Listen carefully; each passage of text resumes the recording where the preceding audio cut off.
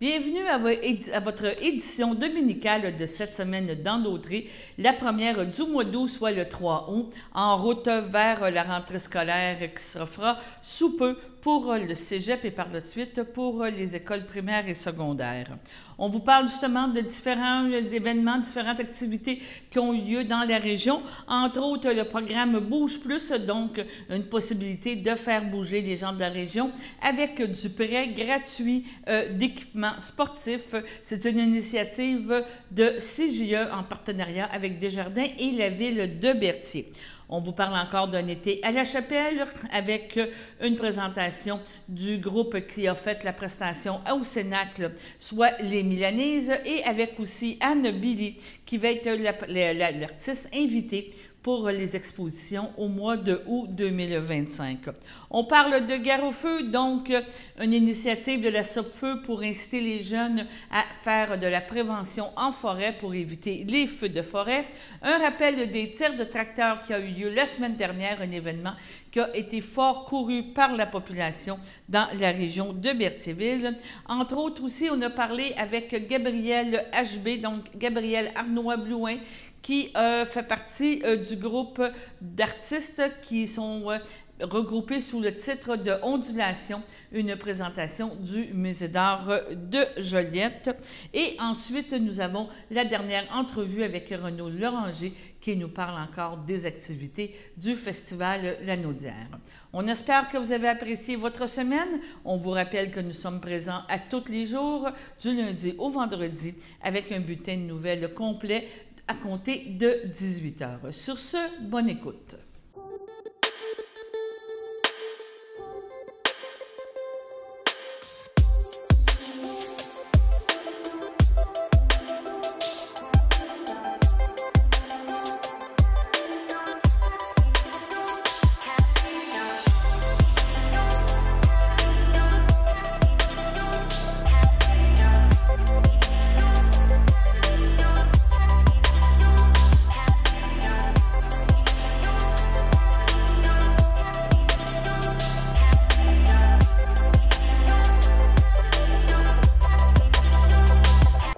Je me retrouve avec les filles de Bouge Plus.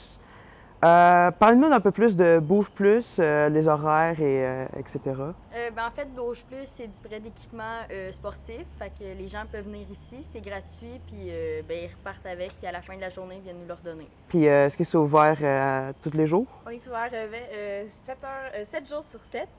Puis, on est ouvert de 9 à 5 heures, à part les jeudis et vendredis qu'on est ouvert de 13 h à 20 h. Et c'est quoi les équipements que vous offrez? On offre des vélos pour enfants et adultes. On a des dressiennes pour les plus jeunes.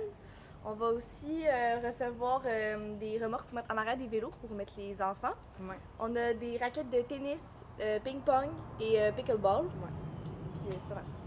Parfait, ça. Ouais, c'est ça. Puis, comment ça marche le prêt des... En fait, vous allez remplir une feuille qui est là, puis on vous la fait signer la décharge, puis à la fin de la journée, vous nous le redonnez. Tout est gratuit. Il n'y a pas de prêt, il n'y a pas d'argent. Il n'y a pas d'argent ou rien. C'est parfait, ça. Puis ça, c'est ouvert aux citoyens de Berthier et les visiteurs. Puis, est-ce que les gens qui visitent Berthier, genre comme, je sais pas, touristes ou des gens qui viennent passer en tour à Berthier, est-ce qu'ils peuvent prêter l'équipement? Oui, c'est gratuit. À tout le monde, ouais. Est-ce qu'on peut vous retrouver sur les plateformes? Oui, soit sur la plateforme Circonflexe que vous pouvez trouver sur Internet ou sur Facebook Bouge Plus. Parfait. Ouais.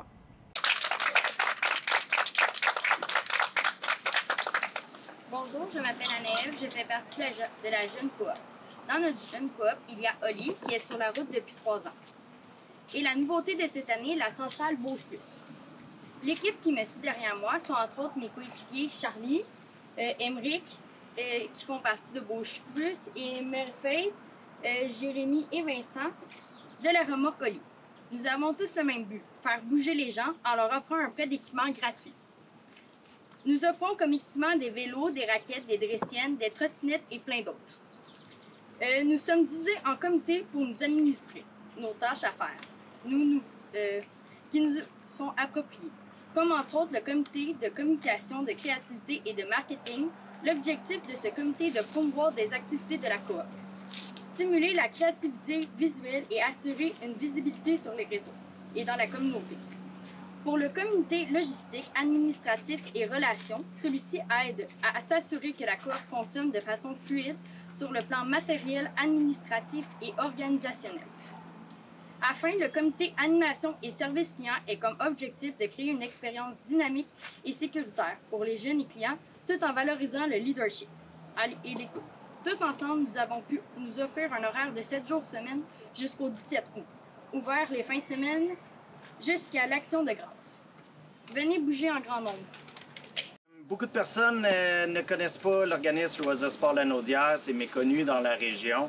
Fait que peut-être en préambule, là, juste vous résumer la mission de Loisirs Sport Lanaudière, qui est mandatée par le gouvernement pour promouvoir et développer la pratique du loisir, du sport et de l'activité physique et du plein air, en concertant, stimulant et en soutenant les organisations, les milieux associatifs, municipaux et de l'éducation dans la Lanaudière. Fait que le mandat est quand même très costaud, mais c'est ce qui nous permet de connaître, de croiser tous, chacun d'entre vous, dans divers projets. Ce qui nous amène à ce projet-là ici aujourd'hui, une centrale de prêt d'équipement à Berthier au parc Sainte-Geneviève, mais qui va se transporter à la Serbie cet hiver. Donc, c'est un projet 4 saisons par année. C'est ce qui est vraiment enlevant. Donc, Circonflex, qui est un projet gouvernemental qui a repris un peu les centrales de prêt d'équipement que diverses régions avaient déjà mis de l'avant. Donc, Circonflex a pour objectif de procurer des équipements de qualité gratuits aux citoyens de la Lanaudière par les 3 façons suivantes.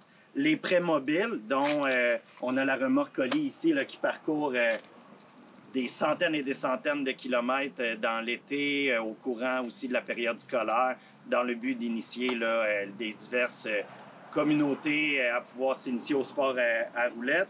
Les comptoirs de prêt, qui est plus ou moins une bibliothèque qui a pour but de prêter des équipements pour apporter. Et les sites de pratique, comme aujourd'hui on a la chance d'inaugurer, dans le but de prêter des équipements à même des infrastructures déjà existantes, fait que les terrains de tennis, les tables de ping-pong, etc.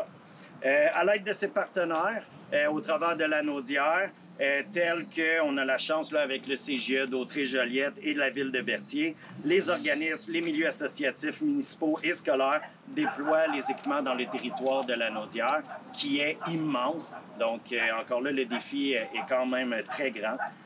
Donc, dès maintenant, au parc Sainte-Geneviève en été et à la Serbie en hiver, l'équipe du CGE fera bénéficier aux citoyens et aux visiteurs les attraits multiples de Berthier en plein air.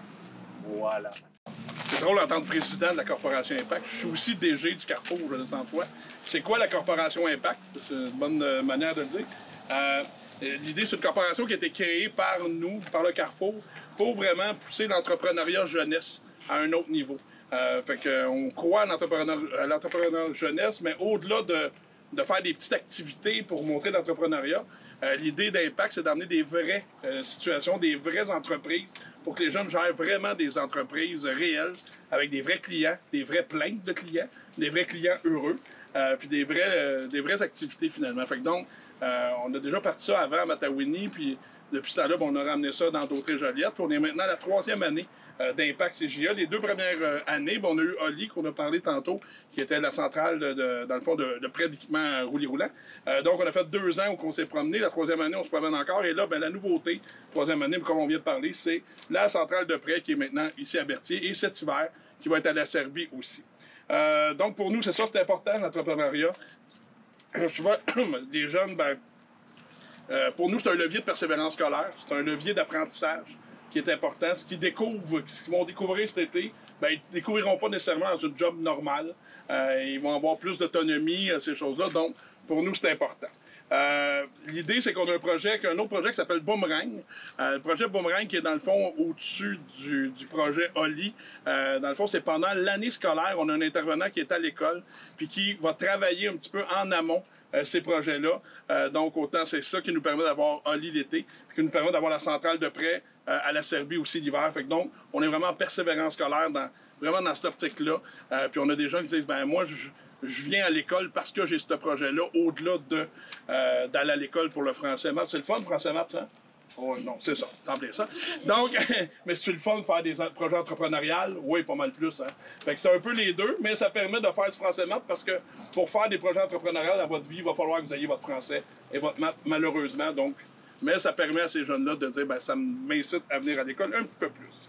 Je vais laisser la parole avant de revenir à M. le maire de Berthier, M. Lahaye. Pierre qui va venir un petit mot, parce que merci beaucoup à la Ville de Berthier qui a décidé d'embarquer dans le projet, qui nous a appuyé là-dedans, qui a cru aux jeunes, qui a cru au Carrefour et à Impact pour pousser ça, puis on va amener ça ailleurs après. Merci, M. Ayotte. Premièrement, moi, je n'ai pas de papier, rien, j'ai rien de prévu, c'est vraiment à froid. Je veux remercier les partenaires, OK, puis je suis très, très heureux d'être associé à ce projet-là. OK, puis la Ville de Berthier est très heureuse d'être associée à ce projet-là. OK, donc le gouvernement du Québec, Loisirs et Sports Lanaudière, bon, CGE, Berthierville et la Caisse d'Audrey Desjardins, Mme Sophie Lucier, qui est présente ici aujourd'hui. Bien, merci beaucoup. OK, de participer à ce programme-là. Je dis aux gens, OK, c'est important. Je pense qu'il y a toutes sortes de belles présentations. Je pense qu'on a décrit pas mal c'est quoi un peu le projet. OK, moi, ce que je dis aux gens, c'est pour ça que je fais en sorte de ne pas être devant. C'est tout ça et c'est gratuit. OK, c'est un prêt d'équipement et c'est gratuit. Donc, j'invite la population de profiter, OK, des vélos, du terrain de tennis, du pickleball, des trottinettes. C'est jusqu'au mois d'octobre, on en a parlé. OK, donc, j'invite tous les gens de profiter de ça. C'est très, très important. On bouge plus en étant actif. Donc, c'est tout pour moi, M. Ayotte.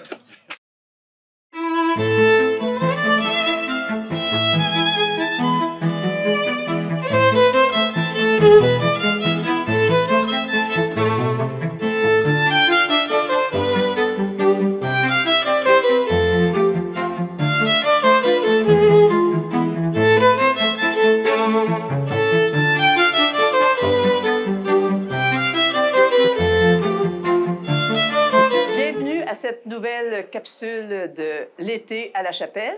Et aujourd'hui, c'est au département de musique du Cégep de Joliette que ça se passe. Alors, on est dans le corridor des cubicules de pratique pour les étudiants du département de musique du Cégep de Joliette. Donc, on entend des étudiants, toute une effervescence, du piano, de la clarinette, de la guitare, toutes sortes de sons. Alors, ça travaille fort ici. Philippe Drolet, en personne, un des responsables du département, professeur ici. Bonjour Philippe, ça va bien? Ça va très bien, toi aussi. Philippe, j'aimerais qu'on discute ensemble du partenariat qu'on a conclu, que la Chapelle des Cuthberts a conclu, avec le département de musique dans le cadre des jeudis 5 à 7 du Cénacle. Alors, pour le bénéfice de nos téléspectateurs, les jeudis 5 à 7 du Cénacle, ce sont tous les jeudis de juillet et à août, où on a des artistes qui viennent se produire au Cénacle. Et j'ai fait une proposition au Cégep à M. Drolet, qui s'est empressé de l'accepter. Alors, Philippe, peux-tu nous parler de ce partenariat-là, puis quel impact ça a, tu penses, auprès des étudiants du département?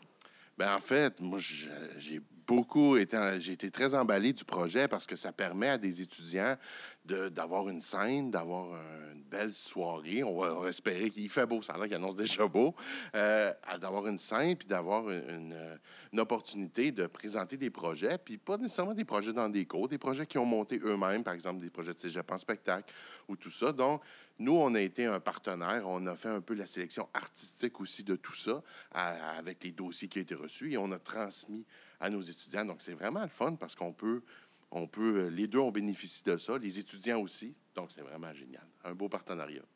C'est un beau partenariat. J'espère que ça va se perpétuer pour les prochaines années parce que c'est une belle expérience. Absolument. Alors, merci beaucoup de cette collaboration et on va se souhaiter un bel été et puis de longues, belles années de collaboration. Absolument. Merci beaucoup. On s'en va maintenant rencontrer les Mélanie. Bien, les Mélanie, en fait, c'est personne dans le groupe, mais à la base, c'était eux trois qu'il y avait un groupe qui s'appelait le Trio Folk. Puis moi, j'ai entendu parler, puis j'étais comme, ah, j'ai envie de jouer avec eux. Puis j'ai écrit à Ludovic, puis j'étais comme, ah, ça a l'air le fun, qu'est-ce que vous faites? Est-ce que je peux être avec vous? Puis je pensais qu'il y avait quelqu'un qui s'appelait Mélanie, parce qu'il me surnommait Mel. Donc je pensais que c'était Mélanie. Donc là, j'ai dit, ah, avec Mélanie, ça pourrait être le fun de jouer. Puis il a dit, mais il n'y a personne qui s'appelle Mélanie. Donc, Ah bon. Puis qu'est-ce que vous faites comme musique? ben moi, c'est Alexandra Ayotte. Je chante dans le groupe, je fais un peu des percussions, puis je joue de la guitare aussi. Moi, c'est Ludovic. Je joue de la guitare, je chante un petit peu, je fais des percussions aussi. Moi, c'est Mélane. Donc, je fais du cajon, je chante, puis je fais de l'harmonica aussi, à un moment donné. Ouais. Donc, c'est Mélane et non pas Mélanie, hein? C'est ce qu'on a compris. Oui, moi, c'est William Mailleux. Je fais la guitare, mais surtout la bass dans le groupe. Parfait. On va faire principalement de la musique folk, country. Le 3/4 des chansons qu'on va faire, en fait, c'est des compositions. Ce qu'on fait, c'est on apporte chacune nos compositions au groupe, puis on les réarrange ensemble. Donc, avec l'instrumentation qu'on a. Puis, on fait un peu des covers aussi, mais tout est en français. Ah, ben ça, c'est parfait, parce que ça fait partie un peu de notre une préoccupation que moi, j'ai personnellement, là, de faire les choses en français, pourquoi pas. Et puis, de faire des compositions originales, c'est particulièrement intéressant aussi. On va faire principalement de la musique folk, country. Le 3/4 des chansons qu'on va faire, en fait, c'est des compositions. Ce qu'on fait, c'est on apporte chacune nos compositions au groupe, puis on les réarrange ensemble. Donc, avec l'instrumentation qu'on a. Puis, on fait un peu des covers aussi, mais tout est en français. Ah, ben ça, c'est parfait. Ben, ce groupe-là, à la base, c'était aussi vraiment une façon de mettre ensemble toutes nos compositions originales. Donc, on est tous un peu auteurs, compositeurs, interprètes. Puis, de se mettre tous ensemble, ça nous permettait de former un band, mais aussi de valoriser les compositions de tout le monde. C'est un peu un projet, justement, qui est autant pour se présenter que pour valoriser les autres membres du groupe. Fait que ouais, au département de musique, on n'est pas beaucoup, on est une petite gang, mais justement, c'est ça qui fait notre force. Vu qu'on n'est pas beaucoup, c'est plus facile de rencontrer des gens, faire des contacts, faire des amis. Puis honnêtement, c'est vraiment un gros trip de gang, on a vraiment du fun ensemble, puis c'est vraiment cool. Merci beaucoup, les Mélanie.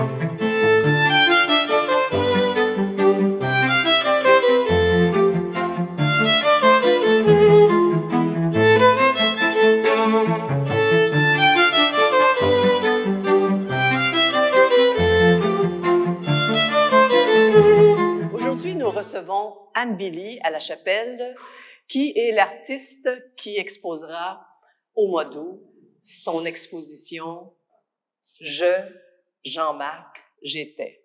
Bonjour Anne. Bonjour Daniel. Merci de m'accueillir à la Chapelle. Ah, ça nous fait plaisir de recevoir ton exposition pour le mois d'août.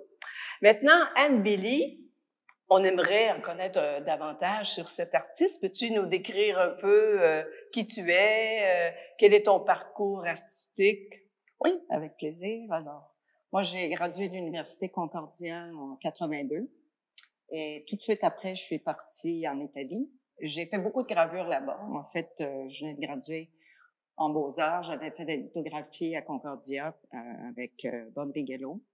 Et j'avais beaucoup apprécié cette technique-là. Donc, une fois arrivée en Italie, j'ai cherché à m'intégrer un peu au milieu là-bas. Et j'ai eu la chance de tomber dans un lieu merveilleux, l'atelier de Giorgio Piglio, qui est décédé actuellement, mais qui était un maître graveur, où j'ai fait beaucoup de lithographie. Donc, la gravure est restée quelque chose dans ma pratique que j'utilise encore, mais d'une façon plus simple et modeste maintenant. Et dans une des œuvres présentées au mois d'août, il y a une courte pointe faite à partir d'un agenda de mon père, donc avec des linogravures. Alors, ton père, c'est le Jean-Marc dont on parle C'est dans le Jean-Marc l'exposition, dont je on suppose. parle. Donc, c'est ça. OK. Suite à cette période-là de l'Europe, je suis revenue au Québec et puis j'ai continué ma pratique à ma façon. J'ai 3 enfants entre-temps et j'ai toujours continué à travailler à mon atelier. Ton atelier qui est situé dans quelle région? Donc, l'atelier est situé à Montréal. C'est un lieu, c'est un espace dans lequel je ramasse beaucoup de choses. Donc, j'aime travailler avec beaucoup de matériaux et je fais la collecte de ces matériaux-là continuellement, des textiles, des papiers, des vieux livres, toutes sortes de choses. Et j'aime bien les assembler, les coudre, les broder. Enfin, les idées me viennent selon l'inspiration que ces objets-là souvent m'inspirent, justement. Donc, tu travailles avec différents matériaux, ça doit produire des œuvres, une variété d'œuvres différentes aussi. Ben, des œuvres bidimensionnelles, tridimensionnelles, des installations également. Donc, dans l'exposition, il y aura, entre autres, une œuvre qui est faite à partir d'un vieux rouleau à pâte, un petit morceau de bois, un objet récupéré, une petite table d'église, c'est ça. Différents objets. Exactement. Tout ça se métamorphose, disons, en autre chose. Donc, parlons donc un peu de cette exposition-là. D'abord, ça s'appelle « Je, Jean-Marc, j'étais ». Alors, moi, j'étais aidante naturelle de mon père pendant 10 ans. Et c'est ça, pendant ces 10 ans-là, ben, il y avait l'agenda que j'avais instauré, si on peut dire, entre nous pour se comprendre. Mon père était atteint d'Alzheimer, puis c'était toujours un petit peu compliqué là, de s'arrimer au quotidien. Donc, suite à son décès, j'ai recueilli les agendas que je lui avais donnés, les 8 agendas que je lui avais donnés durant les dernières années. Et finalement, j'ai décidé de faire quelque chose avec ça parce que je trouvais que c'était un témoignage du quotidien qui était intéressant. Les petites notes qu'il prenait tous les jours, l'heure qu'il se levait, ce qu'il mangeait. Il calculait son âge en soustrayant et en essayant de compter où est-ce qu'il était rendu dans sa vie. Puis c'est un témoignage assez touchant aussi pour l'orthographe qu'il perdait. Et donc, c'est ça, j'ai décidé de prendre ces agendas-là, de les déconstruire et d'en faire des courtes pointes. J'utilise déjà la courte pointe depuis longtemps dans ma pratique.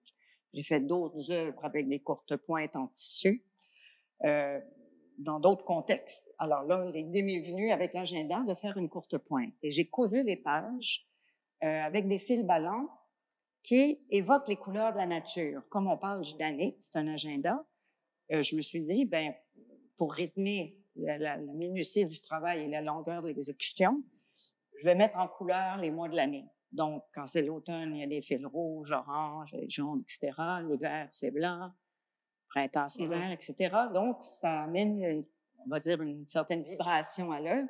Et mon père, quand il se nomme dans son agenda, il s'appelle Jean-Marc, donc il écrivait toujours « JM va au lit à telle heure », mettons.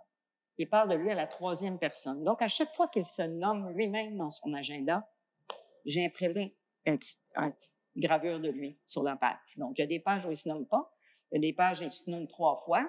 Donc, les gravures rythment, son portrait, finalement, rythme ce visuel-là, cette courte pointe-là.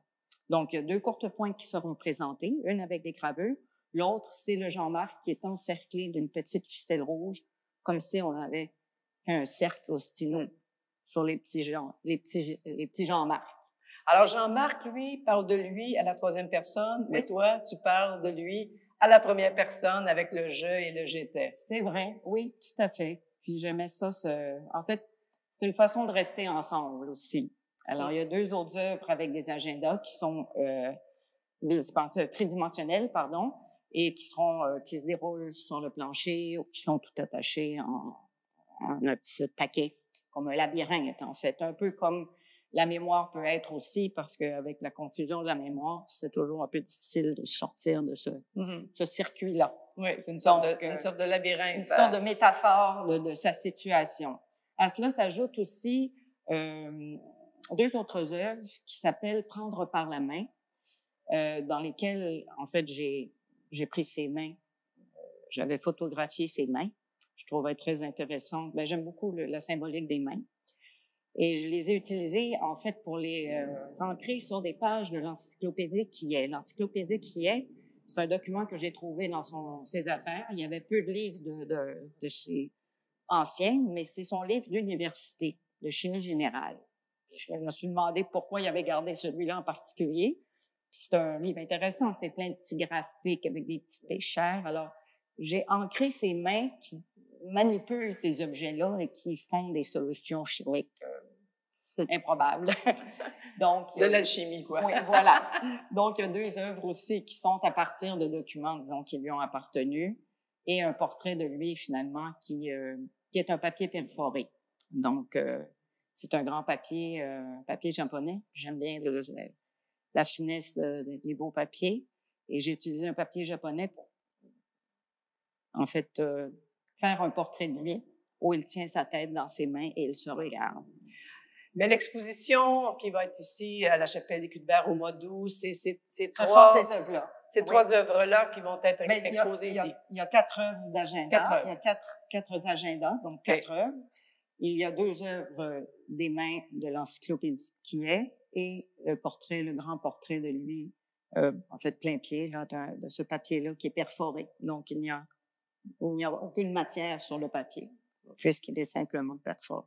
Donc, c'est une œuvre qui rappelle la mémoire, en quelque sorte. Bien, évidemment, l'Alzheimer, c'est la perte de la mémoire, mais ça vient marquer aussi l'importance de la mémoire. Cette œuvre-là, en tout cas, ce que ça m'inspire comme réflexion, c'est un peu ça, là, tu sais, c'est la mémoire dans notre quotidien.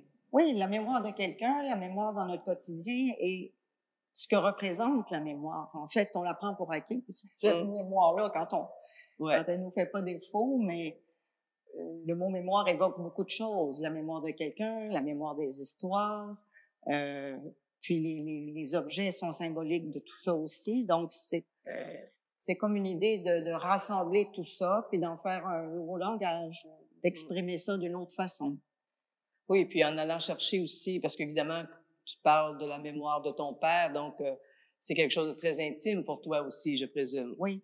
Puis, c'est vrai, effectivement, puis ce que j'ai trouvé intéressant aussi, c'est que quand je présente ce travail-là, les gens sont très touchés parce qu'ils sont reliés à ça. Eux aussi ont une mémoire. Eux aussi ont des parents qui peut-être ont été atteints d'Alzheimer ou autre chose, mais il y a beaucoup de choses qui circulent avec ce mot-là. Disons, ce mot-là est porteur pour tout le monde, en fait. Oui, c'est chargé de sens. C'est universel, je dirais presque. Oui.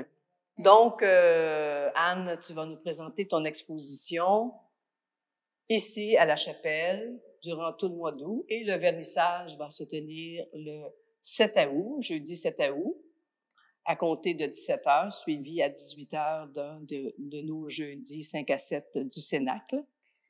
Toujours une activité très appréciée aussi. Donc, évidemment, de t'entendre parler de ton œuvre, de t'entendre parler de ce devoir de mémoire, si on veut, là, que tu fais là, en exposant les agendas, puis en les ayant remaniés, retravaillés artistiquement. Donc, ça nous donne vraiment le goût de venir découvrir cette œuvre de Anne Billy, qu'on a le plaisir de recevoir. Alors, merci beaucoup, Anne, et puis au plaisir de se revoir.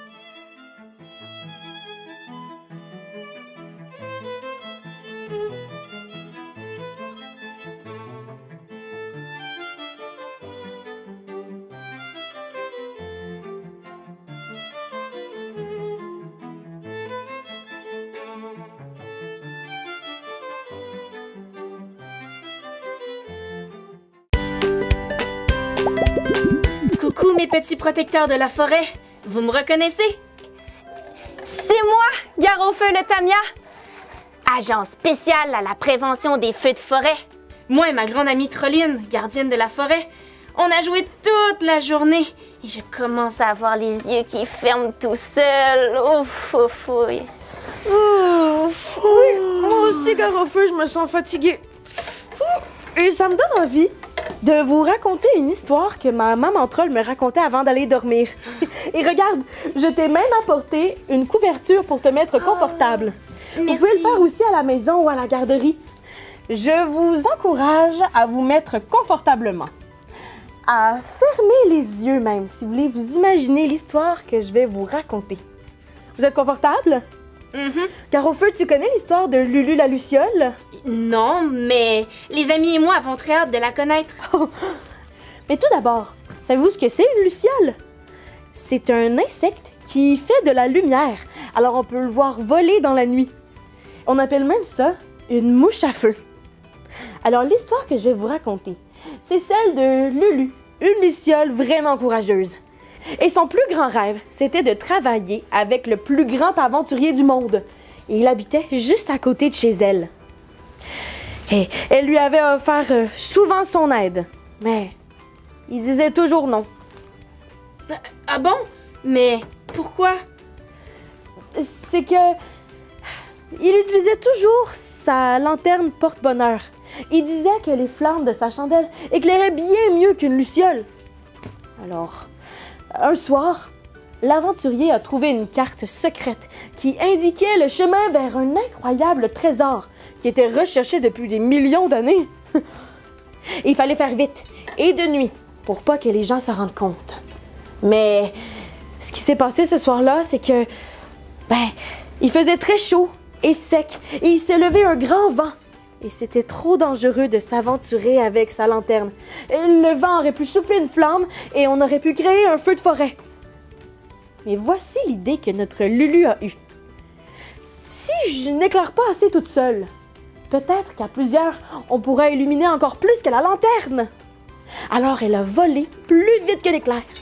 Et elle est allée rejoindre ses amis. Et il est revenu avec une dizaine d'entre elles voir l'aventurier. Elles se sont installées directement dans sa lanterne. Et elles ont brillé encore plus fort que le jour. Et l'aventurier était tellement content, tellement reconnaissant. Il voulait pas risquer de causer un feu de forêt, mais il tenait vraiment à son trésor. Mais il a trouvé beaucoup plus qu'un trésor ce soir-là. Il a trouvé des amis pour la vie, avec qui il pouvait travailler en équipe. Et il a aussi trouvé une façon sécuritaire de voyager le soir quand le risque d'incendie est trop élevé. Et Lulu? Lulu, elle est devenue une grande aventurière qui travaille en équipe. Oh! Ouais, Garofeu! Qu'est-ce qu'il fait? Il s'est endormi! Oh! Alors j'espère que l'histoire vous aura plu. Au revoir à la maison. Au revoir à la maison.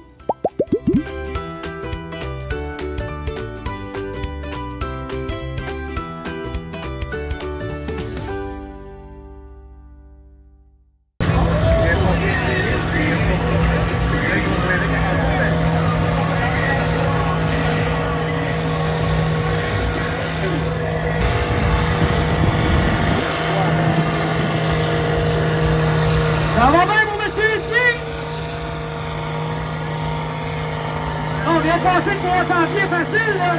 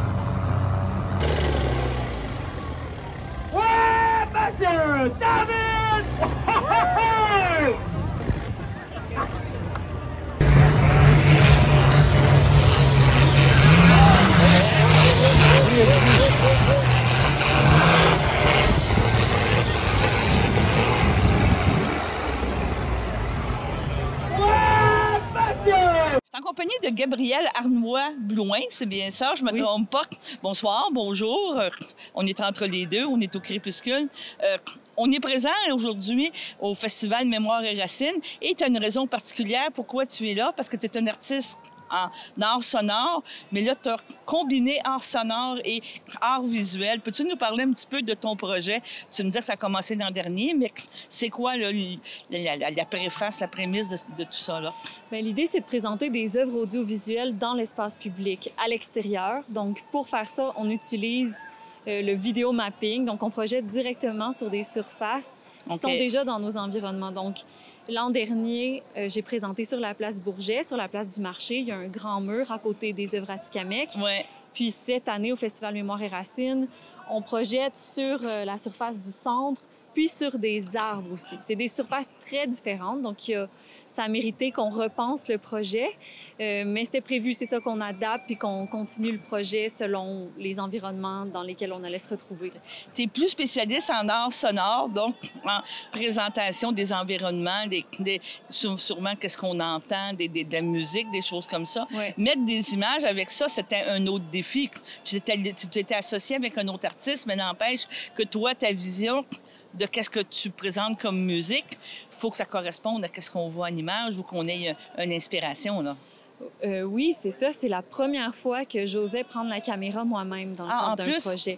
Donc, je me suis dit, OK, c'était un projet participatif. Donc, dans ce cadre-là, j'ai travaillé avec des participantes que j'ai rencontrées de façon spontanée sur la place Bourget, qui ont accepté de me suivre dans un sous-sol au centre-ville et de venir se faire filmer et se faire enregistrer. Donc, elles dansaient au son de leur chanson préférée.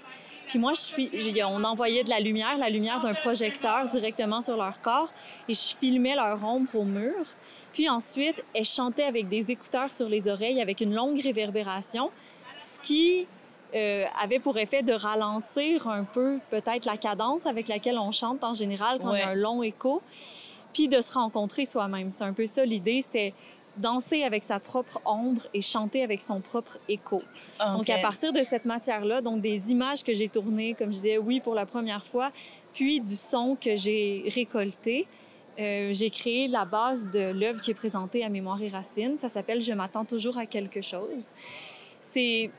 Pour moi, c'était une réflexion autour, justement, des attentes qu'on a quand on rencontre les gens. À la base, c'est un projet sur le vivre ensemble. On sait qu'il y a des gens de tous horizons au centre-ville de Joliette, puis dans notre région en général. Puis l'idée, c'était un peu d'essayer de faire des ponts où on sent qu'il n'y en a pas beaucoup. Donc moi, c'était de me forcer à aller à la rencontre de des gens vers qui je ne serais pas allée en général.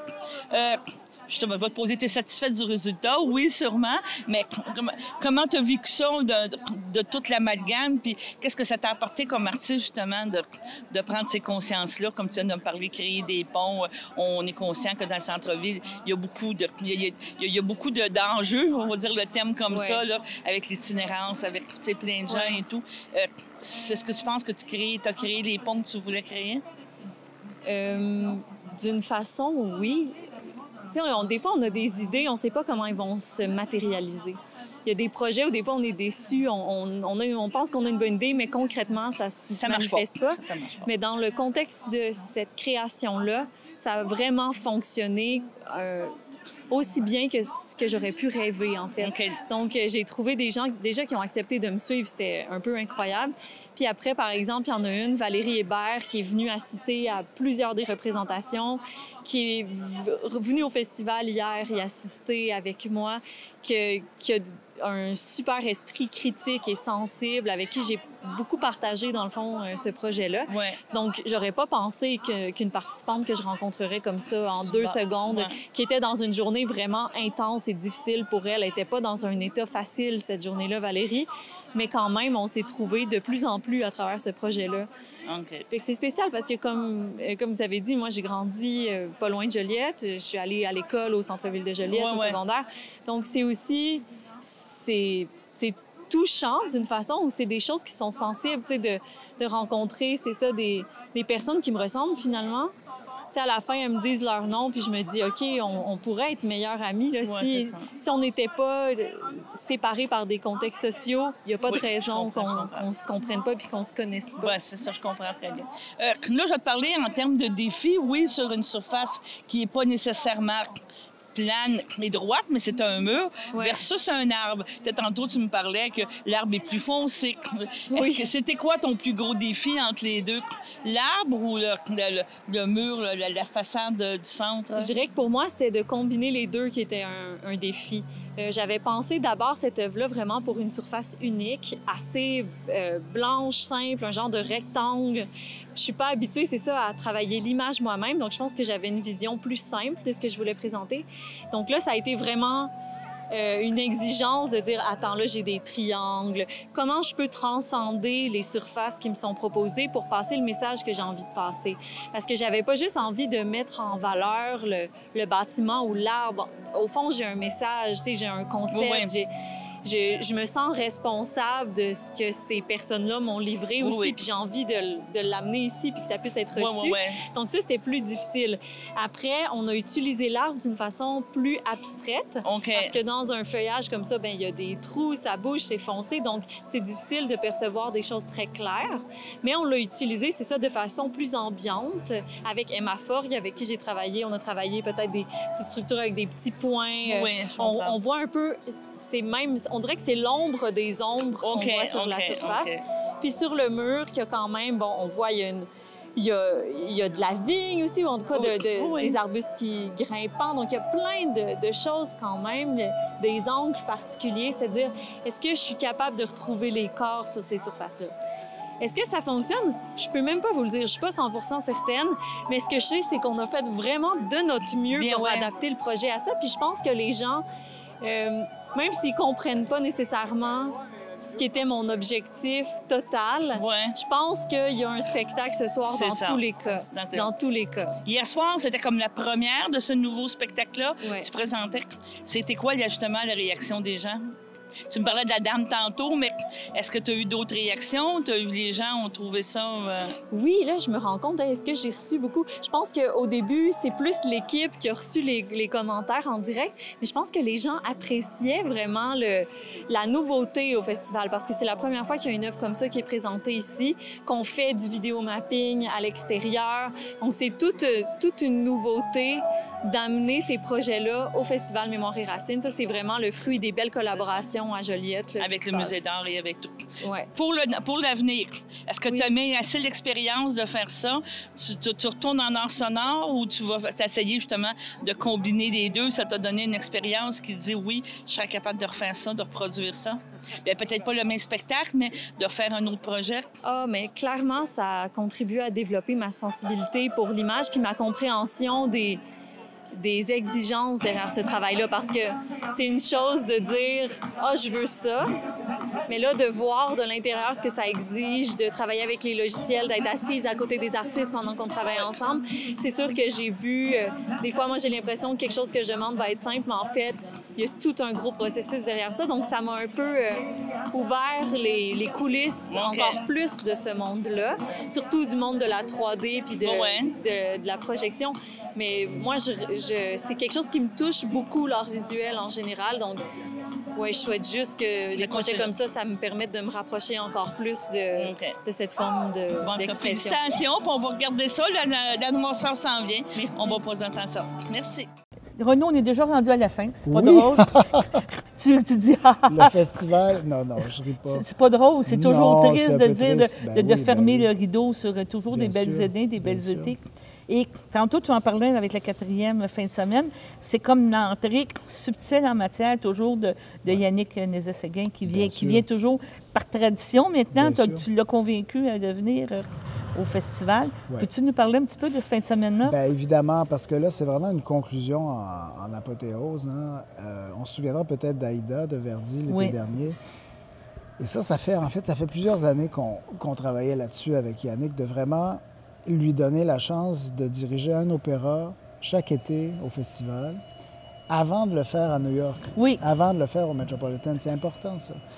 Finalement, on a réussi, parce que j'allais dire finalement, tout ça était prévu évidemment avant la pandémie, sauf que pendant quelques années, ça n'a pas été possible. Ça a même été difficile de retrouver, de reprendre, de renouer le fil de tout ça.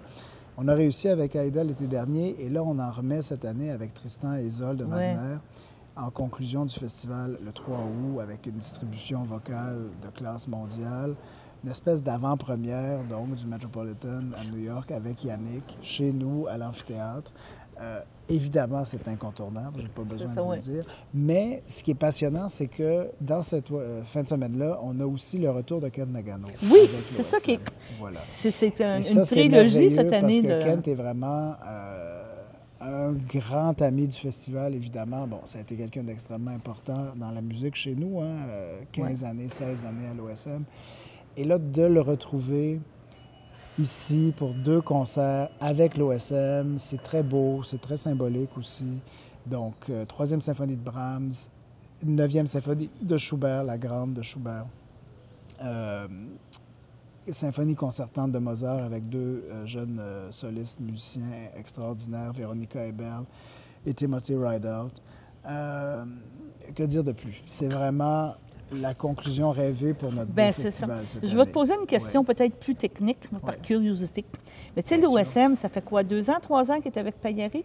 Même un peu plus. Un peu plus? Parce que, officiellement, on va dire, on a vraiment commencé en 2022, à l'été 22.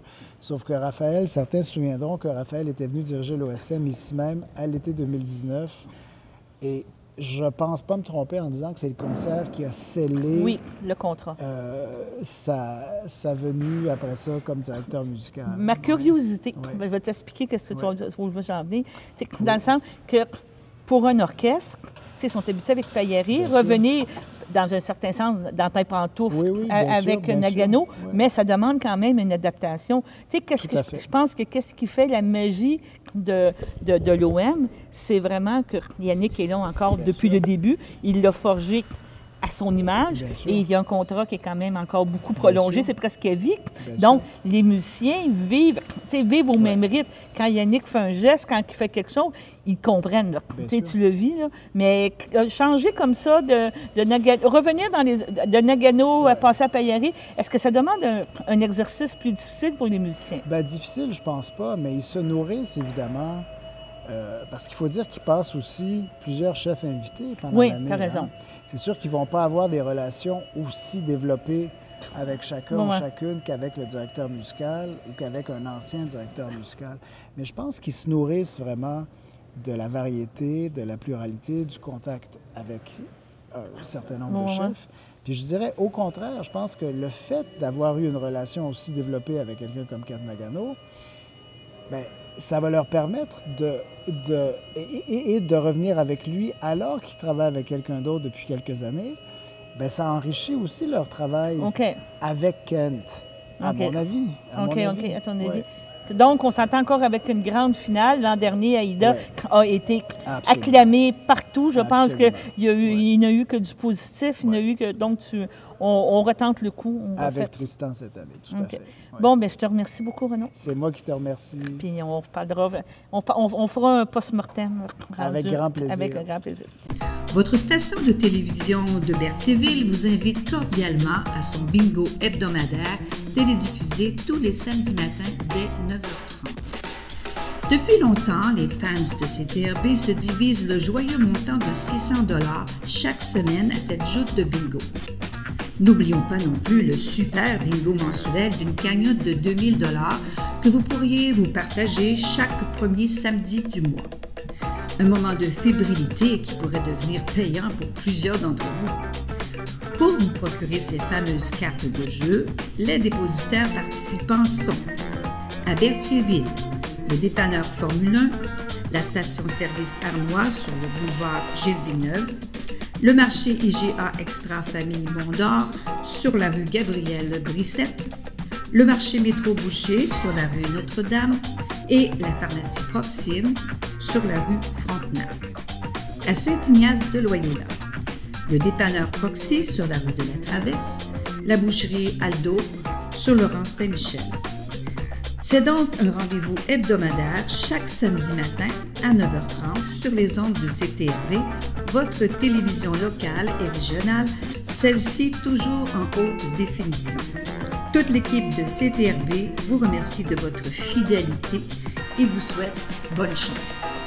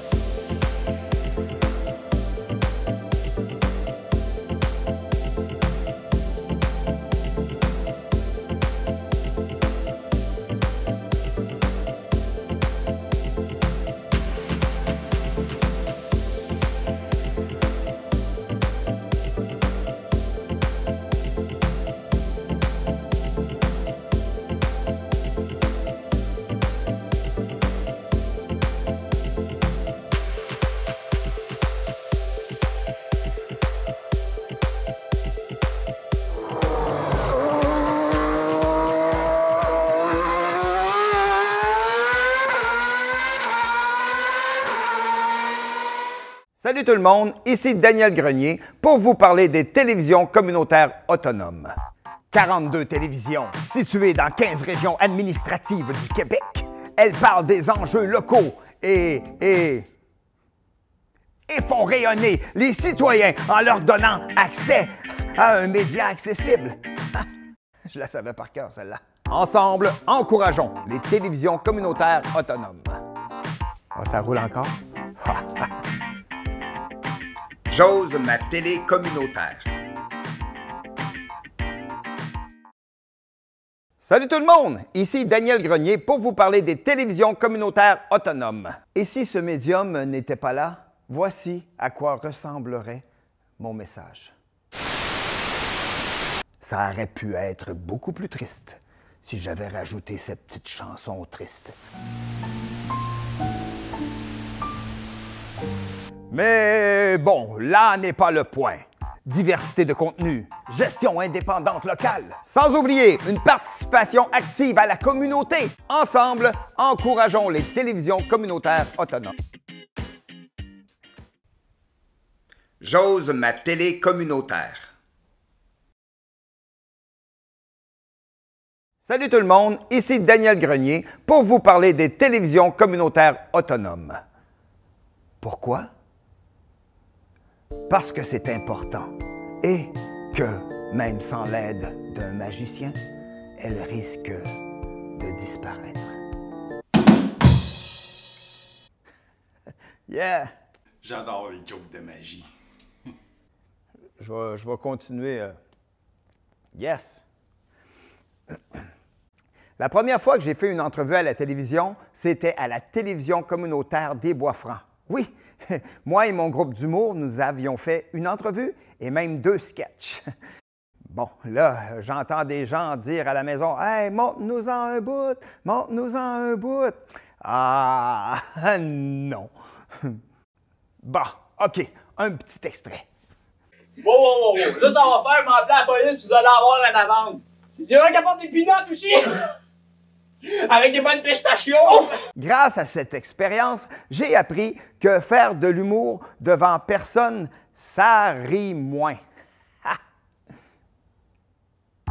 42 télévisions situées dans 15 régions administratives du Québec. Elles parlent des enjeux locaux et font rayonner les citoyens en leur donnant accès à un média accessible. Je la savais par cœur, celle-là. Ensemble, encourageons les télévisions communautaires autonomes. Oh, ça roule encore?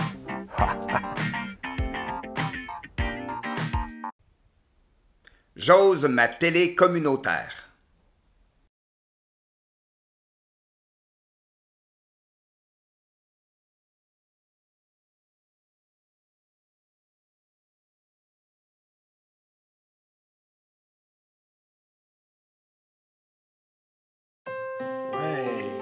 Valérie, c'est une petite fille enjouée qui aime être avec les autres, elle est chaleureuse, elle aime beaucoup apprendre. Une vache, c'est quoi en anglais? Cow. Puis en espagnol? Vaca. Oui. C'était une surprise pour nous à la naissance. J'ai eu une césarienne, donc quand je suis arrivée dans ma chambre, mon conjoint m'a dit il y a une petite chose qui est arrivée avec le bébé. Bien, premièrement, c'était tout de suite après l'accouchement. Je l'ai vu quand j'ai coupé le cordon ombilical. J'ai regardé le médecin et j'ai dit, est-ce que c'est normal? Et avec les émotions, ça, j'avais pas réalisé vraiment tout de suite. Puis là, au fur et à mesure que j'en prenais mes esprits, mais je réalisais que Mallory était amputée au niveau du milieu du bras. Et ce qui a été vraiment le plus difficile, c'est qu'Annie ne le savait pas. Après du recul, je me suis dit, il faudrait regarder le bon côté des choses. Puis à ce moment-là, je me suis dit, elle va être capable de communiquer, de parler, de nous aimer, d'avoir des sentiments qu'on est capable de palper.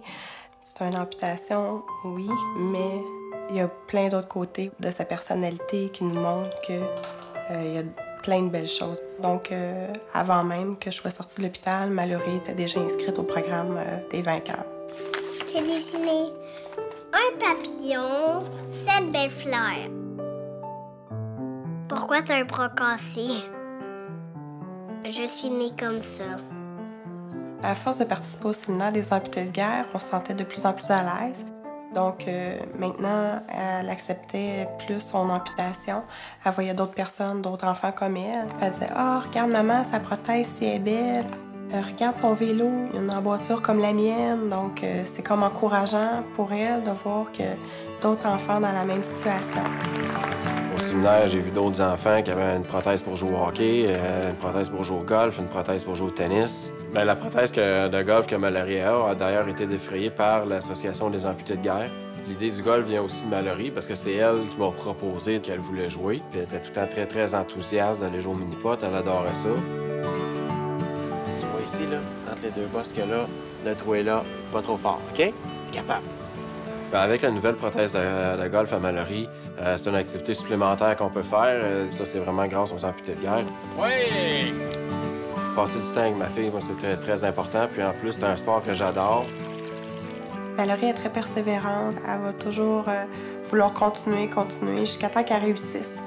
À chaque année, je vais au tournoi de golf. Puis cette année, je pourrai participer parce que j'ai ma prothèse. Grâce à ma nouvelle prothèse, maintenant, je peux jouer au golf.